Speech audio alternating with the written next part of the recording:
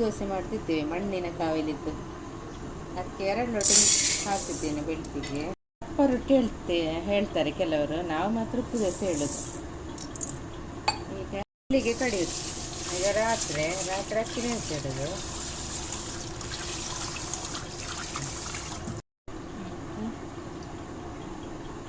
ಈಗ ನೀರು ಹಾಕಿಟ್ಟೆ, ಇನ್ನು ಬೆಳಿಗ್ಗೆ ಮಿಕ್ಸಿಗೆ ಹಾಕ್ತೇನೆ. ಉಪ್ಪು ದೋಸೆಗೆ ನಿನ್ನೆ ರಾತ್ರಿ ಅಕ್ಕಿ ನೆನೆಸಿಟ್ಟಿದ್ದೇನಲ್ಲ, ಅದಕ್ಕೆ ಈಗ ಬೆಳಿಗ್ಗೆ ಹಾಕೋದು ನೋಡಿ.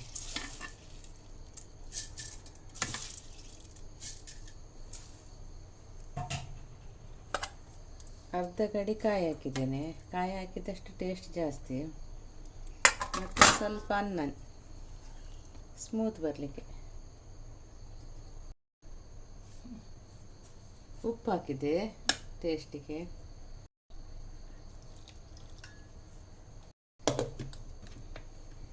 ಈಗ ಮಿಕ್ಸಿ ಮಾಡ್ತಿದ್ದೇನೆ.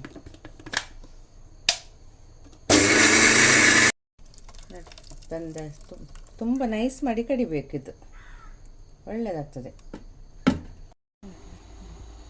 ಬಿಸಿಗೆ ಕಾವಲಿಟ್ಟಿದ್ದೇನೆ ಮಣ್ಣಿನದ್ದು. ಬಿಸಿಯಾದ ಕೂಡಲೇ ನೋಡಿ ಬಂದಸ ನೋಡಿ ಕರ್ತಾಯಿತು.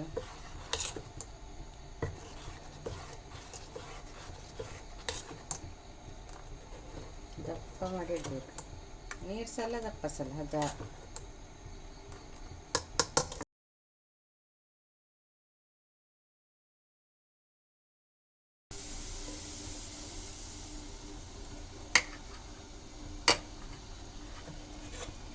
ನೋಡಿ ಬೆಂದಿತ್ತು, ಕಾಯ್ತು ನೋಡಿ.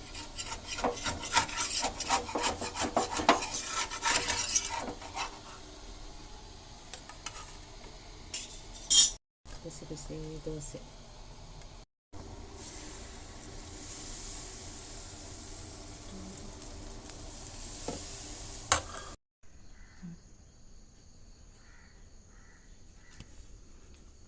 ನೋಡಿ ಎಷ್ಟು ಸ್ಮೂತ್ ಆಗಿದೆ ನೋಡಿ. ಇದು ಚಟ್ನಿ ಒಟ್ಟಿಗೆ ಸಹ ತಿನ್ಬೋದು, ಸಕ್ಕರೆ ಹಾಕಿ ಸಹ ತಿನ್ಬೋದು. ಮೀನಿನ ಪದಾರ್ಥಕ್ಕೆ ತುಂಬ ಟೇಸ್ಟ್. ಮೀನು, ಚಿಕನ್ ಯಾವುದಕ್ಕೆ ಸಹ.